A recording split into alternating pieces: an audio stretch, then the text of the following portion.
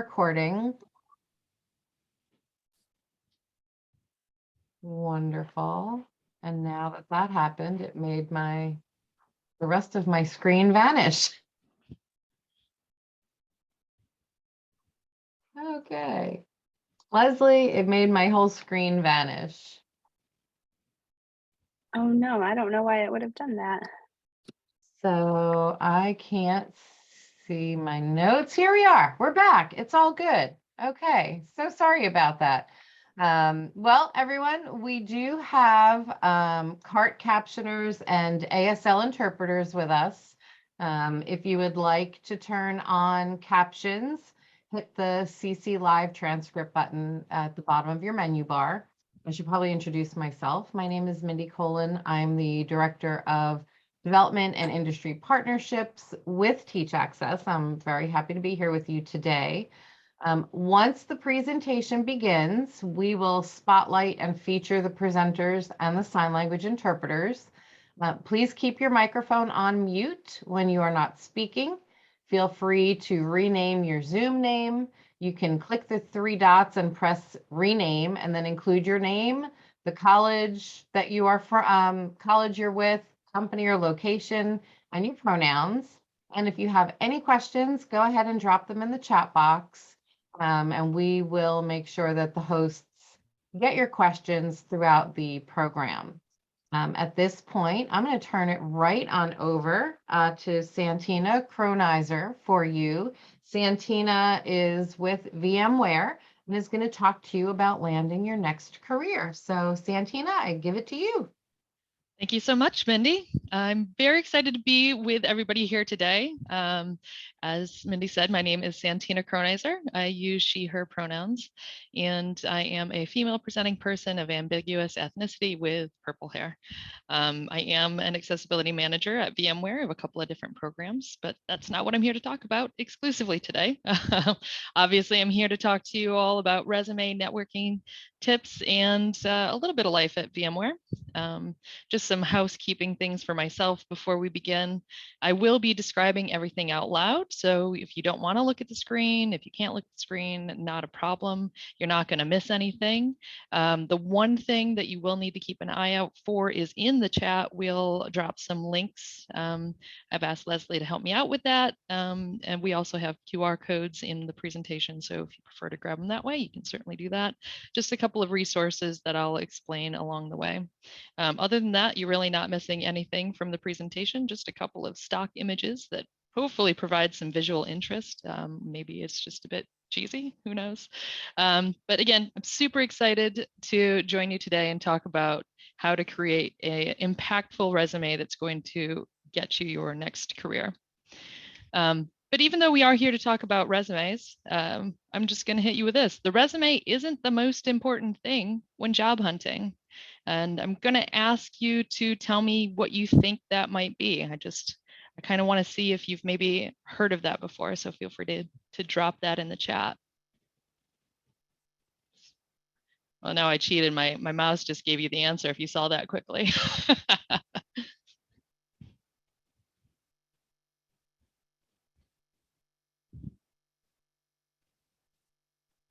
Maybe some folks are on the West Coast like me, and you're not quite awake yet. It's 9 a.m. here.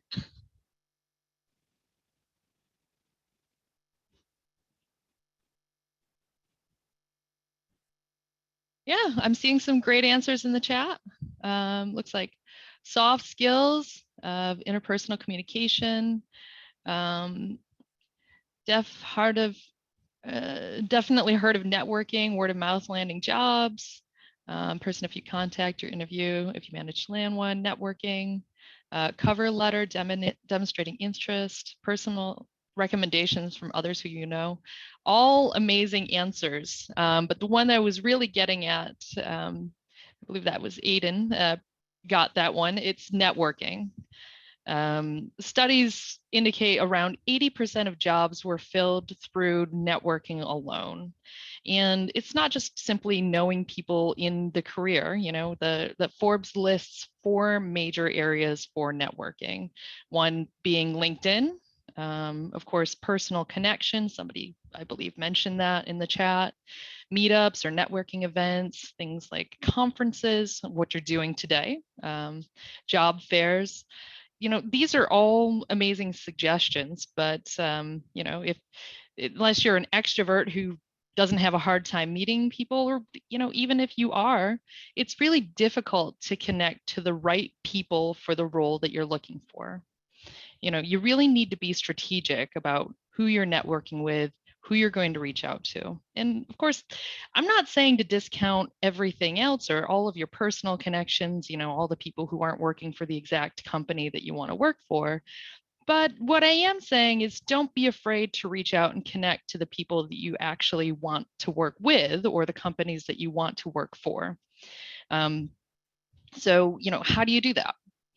I don't expect that everyone here is just automatically going to know somebody, maybe in Google, VMware, LinkedIn.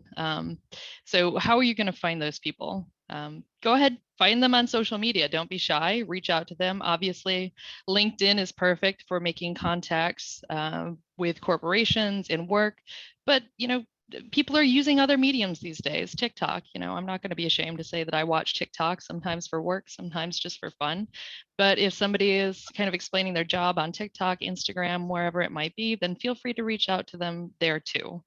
But just aside from reaching out to somebody, it makes it really difficult and almost ingenuine if you're just saying, hey, wanted to contact you. I'm interested in a role at your company. And believe it or not, people actually do that to me of saying, oh, hey, I see you work at VMware. Can you land me a job there? It's a little off-putting. So I would suggest that you maybe lure them in with a compliment and then hook them with the referral with a genuine connection. So you're here today, you're watching this talk. I'm sure that there's been a lot of other amazing speakers at the Teach Access Student Career Development Series. So don't be shy, reach out to them. Make sure that you do have something specific from their talk. Find something that you really enjoyed, or maybe find a quote, something that they said, and say, you know what, that really resonated with me. I'm so glad that you said that, or I'm so glad that you represented me in this particular way. Everyone loves to receive a compliment. So that's just going to make somebody a lot more receptive than if you just kind of cold went to them and said, oh, can you get me a job? And then, of course, if you really want to make the connection, if you really want to make that genuine, just beyond complimenting them, ask for a conversation. It can be really off-putting to reach out to somebody that you admire, to reach out to somebody that you see as successful in another company, and ask them to have a conversation and to kind of take time with you. But 9 times out of 10, somebody's actually willing to do that. They find it rewarding to mentor somebody, to give back to the community, especially if you just gave them a little bit of a compliment. That's a way to connect with them, a way to ingratiate yourself with them and really see them. See you as somebody that they want to engage with and talk with. And, who doesn't like talking about themselves, right? So you're giving that person an opportunity to talk about themselves, talk about their accomplishments, and that gives you an opportunity to kind of learn more about their industry, learn more about the job. And then you can determine, if it is truly a company that you want to work for, and then it makes asking them to give you that referral a little less weird, a little less icky. Also too, since you've made that genuine connection with somebody, they're a lot more likely to reach out to you in the future if the company has a job opening.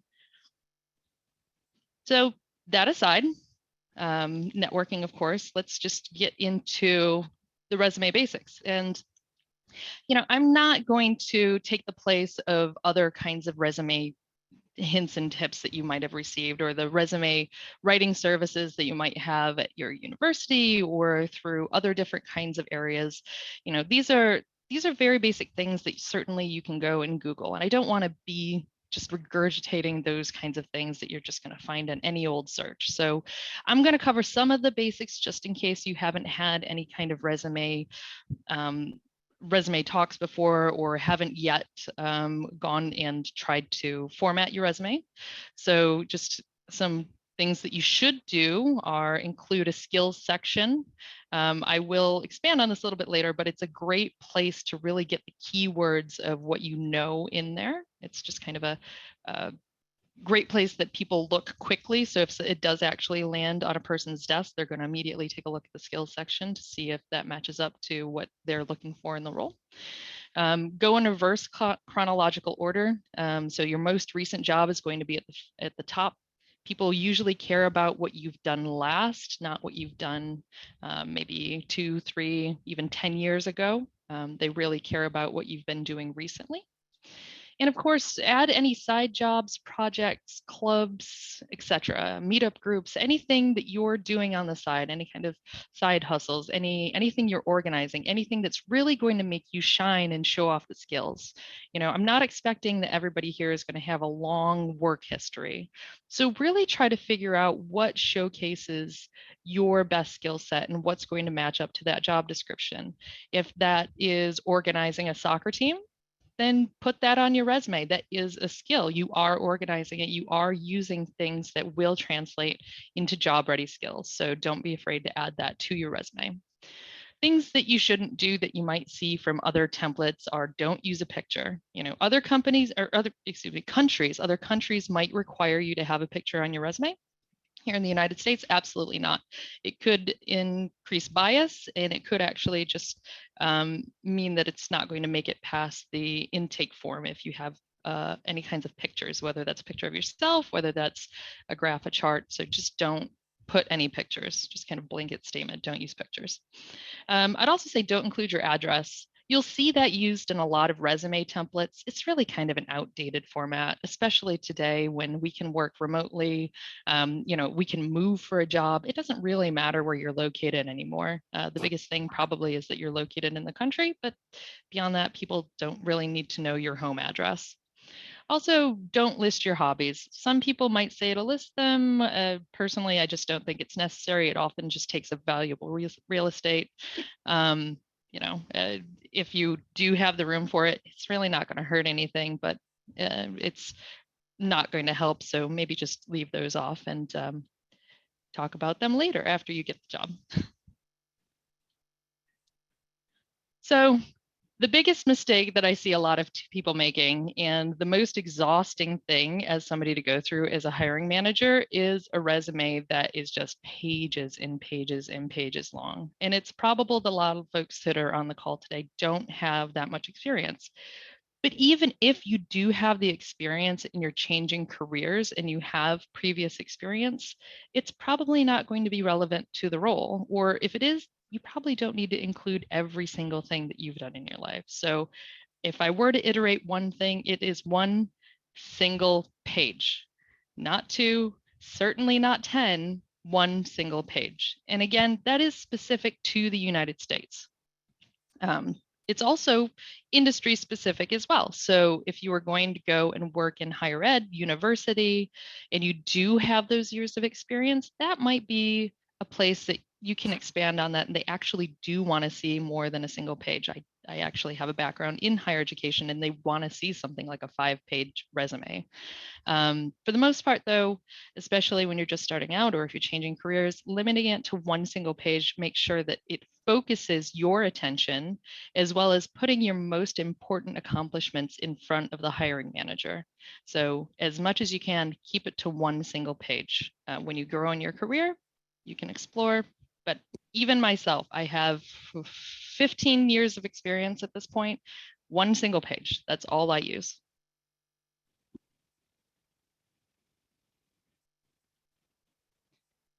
So when we're talking about this, I kind of alluded to who's going to be looking at your resume first. Using your network, that's the fast track. That's the most ideal. That's really going to get that into the HR manager's hand, the recruiter's hand. That's going to bypass all of the formalities and get you that first interview. But if you're not able to network, or even sometimes if you are, companies are going to use something called an applicant tracking system or an ATS in order to manage those resumes. It can score what you do if your qualifications match up. If you've been in this for a while, it'll give you a score for that. It's going to look for specific keywords. So really the first person that's going to see your resume isn't even a person. It's going to be a robot with some kind of an algorithm that's trying to measure you against various different kinds of candidates. At a smaller company, it's less likely, but I have still seen ATS systems used at smaller companies. At a company that's as large as mine, we're definitely using ATS software. And so I say that just so you have the knowledge that it's very unlikely that a human being is going to be the person who first receives your resume. And you will need to keep that in mind as you write your bullet points, as you're writing all of your skill sets. You need to write that in a way that the robot is going to pick up on that and put you towards the top as opposed to just simply discarding you out of hand. So with that said, I want you to avoid fancy and expensive templates. Don't go out and spend money on something that looks really nice that you need to pay money for. Don't go to Etsy or Canva or any of those kind of services that have these flashy, beautiful templates. I've fallen victim to this too. I've wanted it to look really nice and really pristine. But unless you're a designer and unless you absolutely know 100% that that's going to land in a human being's hands, this is going to do you a lot of more detriment than good, truly. If we kind of take a look at the resume that I have displayed here, there's a skills section that has a bar graph of assuming knowledge that if it's to the left, it's less knowledge. If it's to the right, it's more knowledge. They look to all be the same for the example that I have, just because it's a stock resume. But this isn't really telling somebody anything. Somebody who might be using assistive technology, or again, if it's going through that ATS software, this is going to get completely stripped out entirely. So it might pick up that you've said that you have skills in photography, editing, videography, teamwork, or it might just completely have it blank altogether. It might not show that at all to the ATS system. And so those valuable skills that have those keywords, those really important things that often do match up to the job descriptions, that's gone. And so that could eliminate you altogether if you're using one of these fancy templates. Also, too, it really has a difficult time parsing all of this information. I'll get into what format to use a little bit later, but it might just read it all as one big image. And so that means your resume might be blank entirely to the robot, again, making you at the very bottom of the pile and unnecessarily discarded. So make sure that you avoid anything that looks fancy like this. And also, if you know anything about accessibility, this really has poor color contrast and it's not really going to be accessible to somebody using assistive technology. So I would just say avoid it altogether. So, it makes common sense now, hopefully, to avoid the fancy things, something that's flashy, but you might be tempted to use something that's in Word or that's in Google Docs. And it looks nice and it has some formatting to it, but behind the scenes, it has some tables, columns, various different kinds of structures like that. While assistive technology can kind of navigate that, it's not predictable. So it might register it as you're reading it left to right, top to bottom, or it might just simply read it left to right, which puts everything out of order. It doesn't really make sense. Everything's not grouped the way that you meant it to be grouped. So you really want to avoid anything with tables, columns, the header and footer. And I truly mean the structures of header and footer within a Word document. That's just going to be completely removed. And like I said, any charts and graphs, that's really just going to get converted over to a picture anyway. And so that's not going to carry all of the information that you wanted in there. And so I just say remove it entirely. So then if I'm saying not to use all of these formats, what should you use, right? So you should use headings that go in order. And by order, I usually mean numerical and size order. So the very largest text goes at the very top. That's usually your name, your contact information, probably. The smaller headings, so the groupings, the next that would be a little bit smaller. So the standard headings that I'm displaying right now are contact information, summary, work experience or work history, education, and skills. Those are the standard headings. Those are going to be in the next largest font, or heading 2 if you know code. And then everything else would follow down. And the better that you have the heading structure organized, the easier it's going to be for the ATS system, but then also the recruiter who's looking at your information. I mean, visually, it would make sense if somebody is looking at it, but also too, if somebody's going through it with a screen reader, they'll be able to quickly navigate these various different sections and understand what kind of skills you have. Simple bullet points, so exactly what I'm using here on the screen, nothing fancy, no special indicators with the bullets, just dots. You don't need to overcomplicate it, just keep it really simple, make it something that, again, the machine is going to be able to take and put into their system and understand. And also something that you might not think of as formatting is abbreviations, actually spelling out the full word in addition to using the abbreviation. So the example that I have here is WCAG, W-C-A-G. So instead of just putting that on my resume, I put WCAG, parentheses, Web Content Accessibility Guidelines. And the reason for that is you're kind of getting a double whammy here. If somebody doesn't recognize WCAG, and believe it or not, some recruiters don't know what that is even today, then they'll be able to say, oh, I see it's web and accessibility. I understand those things. And this person is clearly saying they have expertise in this area. On the other hand, the robots might specifically only be looking for WCAG. They might not be looking for web content accessibility guidelines at all. And since you don't quite know what the robot's going to pick up on, I always say to use both. And then it comes down to what file are you going to save it as? Again, I said not to use InDesign or any of the fancy things, but there's always the option between PDF and Word, specifically docx. So which one is really best? Really, truly, Word is the absolute best. And yes, people can go in and change it, but it's very unlikely that a recruiter or somebody who's viewing your resume is going to go in and change anything that's in there.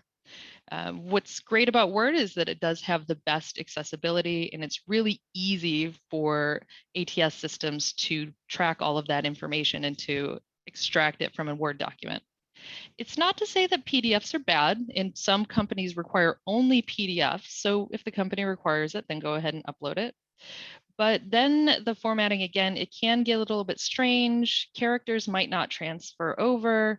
Some things like if you have an accent over your name, it might not quite work well. So you just need to know that in advance, make it as plain as possible before you convert it over to the PDF format. And then it has the most likelihood of being able to be picked up by the ATS system. And of course, I've kind of weaved this in here as I'm talking about the resume, and I've alluded to accessibility. I'm not going to assume everyone here knows how to make PDFs accessible or even how to make Word documents accessible. If you know the very, very basics of accessibility, do as much as you can to make your resume accessible. Using headings in a proper way, that's an excellent way to both make it accessible and to get picked up by the ATS, because truly there's not a lot of difference between assistive technology and the ATS system that's going to read your resume. The ATS system, it's a little bit less predictable. We don't exactly know. That's kind of a thing that only HR individuals know how that's going to read. They probably don't understand exactly how that works either, but at the very base level, you are making it accessible to be read in a linear way if you understand how to do that. And again, if you don't, perfectly fine. Just do your best to use the structures that I said. You're probably going to make something fairly accessible if you keep it plain, if you don't use a lot of fancy templates, so you don't really have to worry about it. And just the reason I say it is, if you do know design, if you really are married to having that fancy resume and you know accessibility, you really, really know accessibility, it is a risk, but you could go ahead and do that. You know, a friend of mine who I believe is on the phone call today, she very much cares about her design and she knows how to make a PDF accessible. And so she went ahead, went through the structure of the PDF and made sure that it was accessible and submitted her resume that way. So it is a risk, but if you know what you're doing, you can go ahead and submit an accessible PDF. Otherwise, I would say just make it as plain as possible. My resume is in plain text. I don't have anything fancy. And so I'm about to show you what that looks like. A very plain resume with very basic heading structure. I do have a QR code available. So if you're having trouble seeing it on the screen, or if you want to use assistive technology to take a look at this resume, you certainly can do that. It is in PDF format. And shamefully, I didn't check myself to make sure that it was accessible. I'm just assuming that it's so bare bones that it will indeed be accessible. I'm going to annotate here, so apologies. It will be a little bit hard to see on the screen, but I'll go ahead and visually describe everything that I'm doing. I'm going to try to do this in red. I just want to point out what I'm talking about heading structure, just in case you're not familiar with that, in case you haven't really seen that used before. And so I'm expecting that the name Ashley Smith, oops, I just advanced it as opposed to annotating it. Let's try again. I'm assuming that the name Ashley Smith that I'm circling now in red, that's at the very top, it's in the largest text. I'm going to assume that that's heading 1. And you can do that through Word. You can do it through Google Documents.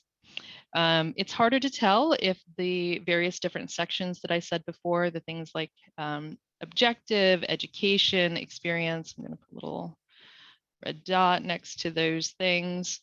It's hard to tell if these are headings, if you can make them into headings, and I would highly encourage that you make those into headings. I believe that in Word, it would be title for the first one with Ashley Smith, and for these, it would be the first heading. In Google, it might be heading 1 and heading 2. I can't really remember. And then if you really want to get fancy and drill down, you can list the various different other things, such as your education. In this case, it's the college, technical community college. I would actually like to see the degree before the college, unless it's a name brand college that means something to a lot of people, like Harvard, Yale. Then probably I'm going to care a lot more about your degree than I'm going to care about the university that you went to. So keep that in mind. And then going down to experience, the various different job titles. These I'm saying to put in the next lowest heading. So again, in Google Docs, I believe that's H3. I can't remember exactly what that is in Word, but it's essentially a title or a heading. It will be part of the structure in Word. So do try to make sure that those are highlighted. Again, it's really going to be easy for the ATS to pick that up. And of course, if you are able to see this, the text is slightly larger, slightly bolder, so you're able to skim it really easily. This particular resume I really like because it does focus on the experience. It goes, as I said earlier, the most recent experience first. This one in particular only lists the years with it. So 2016 to present, 2015 to 2016, 2014 to 2016. It's okay to put just the years. I would recommend putting the month in the year. You don't need to put the day, but the month and the year is usually the format that we typically like to see. All right, I'm going to clear this out and show you the next option for resume formatting. This one's a little bit different. Again, I have a QR code or a link that you can view if it's a little bit small or if you want to explore it with assistive technology. Again, my fault, I didn't check, but again, it's so basic that I'm going to just assume that it is going to read out decently well if you are using assistive technology. This one is a little bit different because it doesn't focus on career, and you might not be in a place right now that you have a lot of job experience. You might not have a lot of project experience, or you might be trying to land your first internship or your very first job. And so you're trying to figure out how you can do that when you don't really have a huge work history. You don't really have a lot of experience that you can pull from. A great way to do that is to highlight relevant skills first and to really go through and to figure out what jobs they're looking for and what you've done in the past that you can bring to the table that really highlights those skills. So like I said before, if you were managing a soccer team, for example, this is a great way to highlight that without really relying on those job skills. They are relatable. You can use the same kind of skills, organizing. If you were the person who is in charge of making sure that you were getting to the games and transportation was available, then maybe there was some budgeting involved, but certainly there was organization and planning. So a lot of various different things that you can translate and turn into job skills, even if it's just something that you did in your personal life.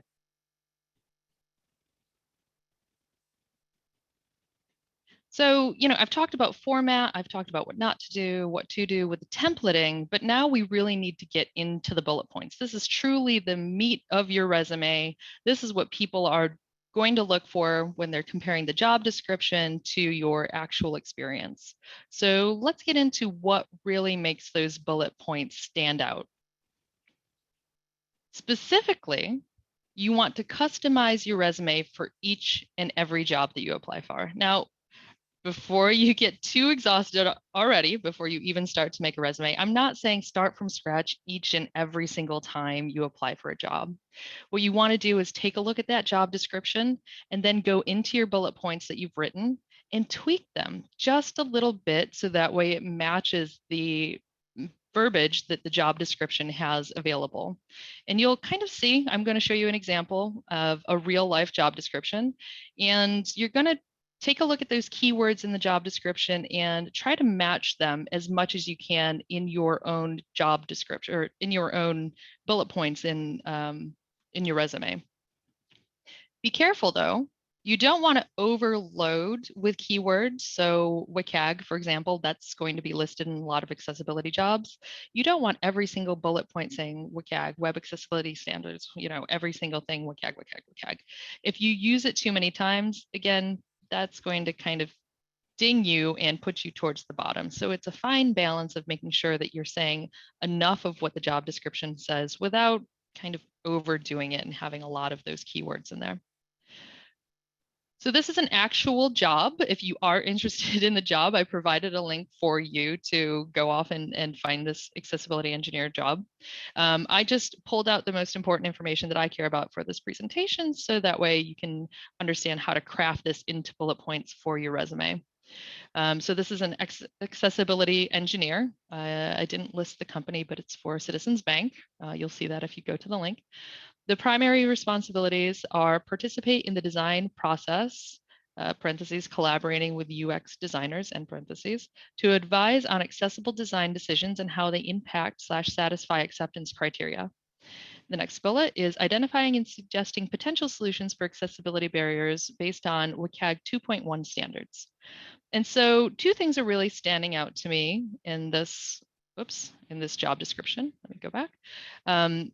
Specifically, they're looking for acceptance criteria and WCAG standards. To me, that's the same thing. They aren't really different, but they're using different words. And so maybe the person who's recruiting for this, who's in HR, isn't quite familiar with what WCAG means. Also, too, I'm seeing that they're collaborating with UX designers. So it's really looking for somebody who's able to speak to a lot of different kinds of people, but specifically in this case, designers. And so what I would do is I actually took this from my own resume. I have a generic bullet point. I have the job description. I just listed the primary responsibilities so you'd be able to compare and contrast.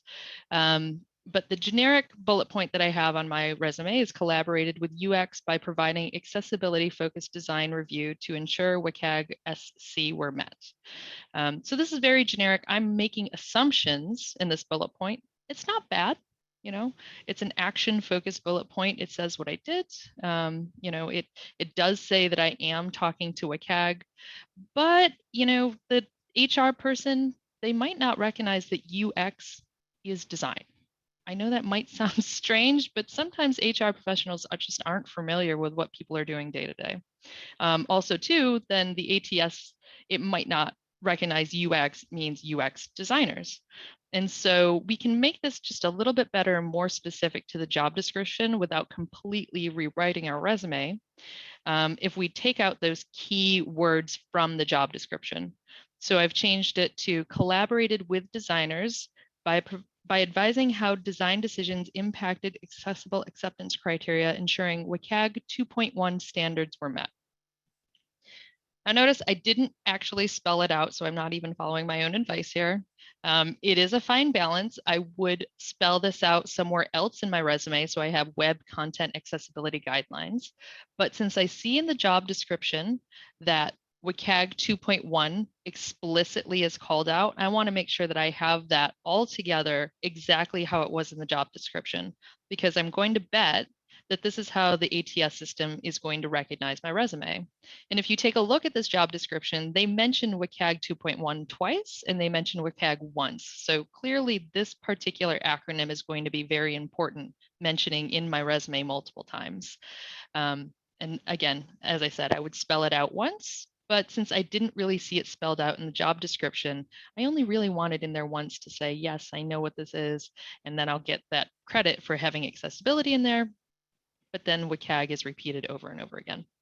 So you can see I'm not really changing it, right? This bullet point, I'm not completely rewriting it. I'm not having a lot of, a lot of rewrite that I'm doing. I'm just simply taking the job description as I see it and reworking it into my resume so that way I look a little bit better both to the ATS system as well as to whomever the hiring manager is. Next, I want you to focus on your accomplishments, not your responsibilities. So again, your resume is not the place to be humble. This is where you want to brag. This is where you really want to show what made you different than everybody else at your position, at your job, in your college or university, in your program. You really want to figure out what set you apart. And so if that's winning an award, then definitely put that. But even if it's just something that, other people didn't really want to do it and you went and did it, that can still be turned into something that's an accomplishment rather than just a responsibility. So for example, showing up at 5 a.m. when nobody else wanted to do that because, they were out late at night or they just wanted to sleep in, then you could say that you showed initiative and you were a team player by showing up earlier and making sure that the shifts were covered. I'm just kind of going off the top of my head and not really wordsmithing this great, but you can definitely use that and turn this into a powerful bullet point on your resume. So I have a very basic one. This is from when I was in college, my undergraduate. It was simply created technical manual as my capstone project. It's truthful, it's basic. I did create a technical manual, which shows that it's an accomplishment that I did, but we can make this a little bit better and a little bit more impressive, right? And so I changed it to say, created a technical manual by utilizing clear communication skills and illustration, which placed as a finalist in regional higher education competition. So not only did I just say that I wrote a technical manual, I said the skills that I learned and used in college. And then I, boosted my own ego a little bit by saying that I was a finalist in a regional competition for that particular technical manual. Now, you don't need to finish as a finalist, but it's important to really show what that end result was. And so if you are, if you did place in a competition, absolutely put that. But if not, then say, you were able to complete, a 25-page technical manual that accurately described solving a problem. Again, I'm just kind of going off the top of my head. You can definitely find an accomplishment even when you don't really feel like you have one, even when you feel like you just were completing the work as it was assigned to you. You just really need to kind of take that and see it through somebody else's eyes. See, your proud parent, for example, see how they might see that accomplishment and then try to translate that into that bullet point on your resume. Action words. So you notice a lot of the action words that I've been using, creating, writing, they're very easy to come by. You could say you worked for company X. You could say you answered phone. Worked and answered are both action verbs, but they're really not that inspired and they're not going to draw people in who are looking at your resume. The key here is to find the right action words, created, envisioned. Those kinds of words are really going to capture somebody's attention and really draw them in. Now, I'm not expecting you to find those on your own.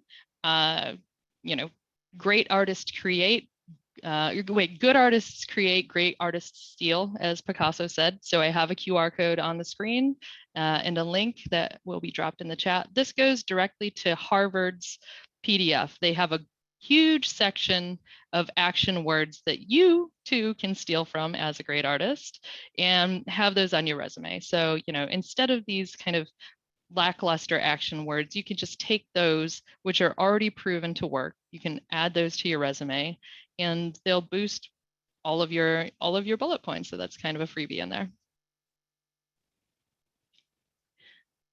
The next thing that you want to do is quantify. And, I will admit that this is the most difficult thing for me to do personally. But any numbers that you can possibly put to a job are going to look impressive. So in my example, this is a job that I had. I was just a customer service representative at a call center. How boring. So I could easily just say, oh, I answered the phones. I answered customer service calls. That's true. I did that. Right? But it's not really that impressive. Nobody really cares. People expect you to answer the phone if you're working in customer service. Of course you do that. And so this is one that I was indeed able to quantify. So if you can say, how many calls did you answer? Or did you accomplish something, meaning did you have a number and then exceed it? These are really the things that people want to say. And, if you're not able to have these numbers, or maybe if the numbers don't really look that impressive, percentages are great. Percentages, you're not trying to be untruthful, but if you use a percentage, that can often look a lot more impressive. So, today I could say that, oh, I managed 6 people. It's fine. That's a good number of people. But instead, if I said I manage 45% of the accessibility program, that sounds a lot more impressive. That sounds like a lot more people, right? So I'm not being dishonest, but at the same time, it is boosting the number a little bit by just hiding that with a percentage. So the example that I have on the screen, instead of answering customer service calls, the bullet reads, exceeded required call volume by answering 56 calls per day while providing a superior customer experience, surpassing in-house quality assurance expectations. I really went extra on this to try to prove that not only can you have the number, but you can also give yourself that boost that I said earlier of really showcasing your accomplishments of going above and beyond. So there are methodologies, and I left this towards the very end because I really wanted to hone in on those bullet points and show you how to do them. And then these methodologies really are just ways to remember what I've already told you. So the methodologies that you'll commonly see that you might have already discussed with career coaches are either the STAR method or the WHO method. And honestly, it doesn't really matter which one you adhere to, as long as you are creating your resume, you're constantly working on it, and you're creating that in a way that has those action words, they're quantifying it, and you're actually showcasing your accomplishments, then these are just ways to remember how to do all of those other things. So if they resonate with you, great. Take those, use those in your life when you're writing the resume. And if not, then just try to keep that in mind. Again, accomplishments, action words, quantifying. But, nice acronyms are a lot easier to remember. And so the first acronym, this is the one that I was taught when I was first writing my resume, is STAR. So situation, task, action, and results. And you'll notice that in the bullet points that I rewrote, a lot of those do describe a specific situation. They described a task and the action that I took to complete that task, and then what the end result was. The WHO method, it's really the same thing, just a different acronym and different words. In my opinion, the WHO method is a lot faster because it just gets you to that end bullet point. Whereas the STAR method, oftentimes they say to write out those 4 individual points before you actually condense it into one single bullet point. So the WHO method says what you did, how you did it, and the outcome. So you're really telling a story with this one single one. And like I said, instead of writing out each individual one, you're hitting each point as you're writing out your sentence.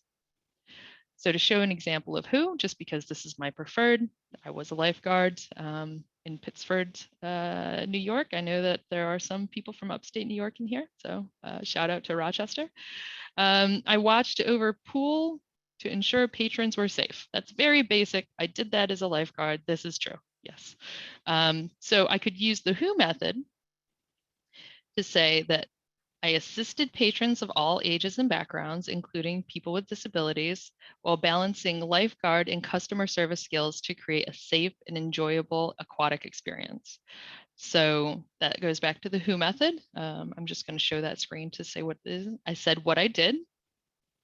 So I was assisting the patrons. I said how I did it by creating an enjoyable experience, and the outcome, how I did it was balancing lifeguard and customer service skills, and the outcome was creating a safe and enjoyable aquatic experience. So, you know, something that could be very boring, very basic, just being a lifeguard at a pool, you're showcasing that you're a customer service person and that you created an enjoyable experience. So it's just a lot more, it stands out a lot more than just simply watching over a pool, which both of these things are true.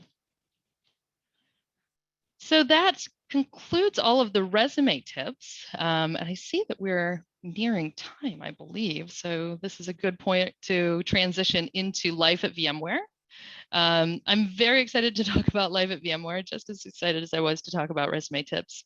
And, you know, we do care very deeply about diversity and inclusion. And it's not just me coming here as a representative of VMware. Obviously, I work for VMware, but I truly do live it and embody it, you know, as a person with disabilities, as a person who is in the queer community, as a person of ambiguous ethnicity. You know, I really do feel accepted and welcome to live as I truly am. My authentic self is just being a number or just an employee.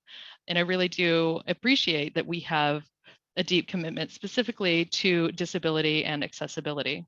We truly believe that it attracts and retains the best talent, and we are an employer of choice, and that our diversity and inclusion efforts increase collaboration with customers, partners, global teams, and that we really do accelerate innovation and ultimately improve our bottom line by being a truly inclusive company. And we have a disability pod. Pod stands for Power of Difference. You often hear them called employee resource groups, but we believe that every person holds power, and their difference does hold power rather than just simply being a resource group for all of our employees. And the disability pod in particular is the youngest. We just started over 3 years ago, and we've been able to accomplish quite a bit. These are the actual people. This isn't just a simple stock photo. Sherry Bernhaber is the one that people usually recognize the name of the most. She's sitting front and center. She's a disability advocate who often writes blogs and opinions and has a very strong voice on LinkedIn. So if you aren't already following her, that's just an extra plug. She's doing amazing work. I'm very lucky to work with her here at VMware. But it is to say that the Disability Pod has gone a long way to making sure that people with disabilities are included at VMware, where it's not just something that we're doing for our customers, it's something that the actual employees are benefiting from as well. And that's reflected in our participation in the Valuable 500. If you don't know what the Valuable 500 is, it's a global community of 500 business leaders committed to putting disability inclusion at the forefront.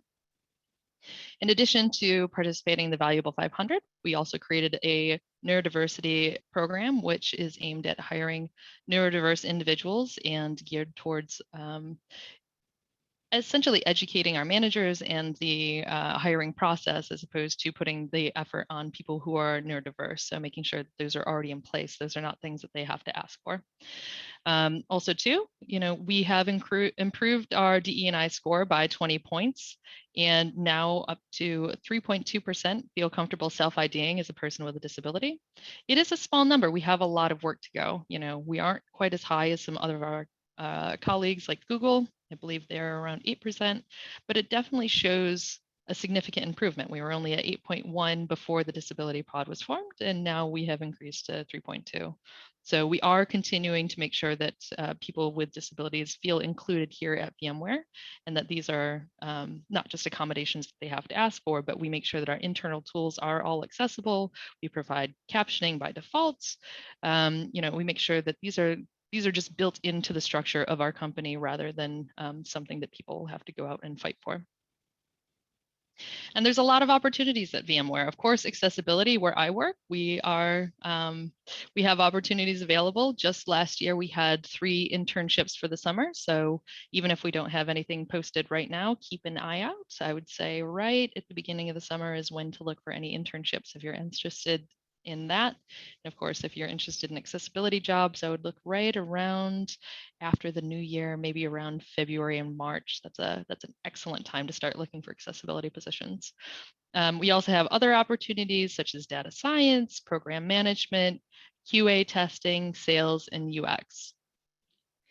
And so with that, I think we're doing pretty good on time. I'll open it up to questions. I did see that there was some things that were happening in the chat that I didn't quite take a look at as I was presenting, but I'm not sure if folks can come off mute or if we can just go through the questions in chat, but I'm happy to open it up for a discussion.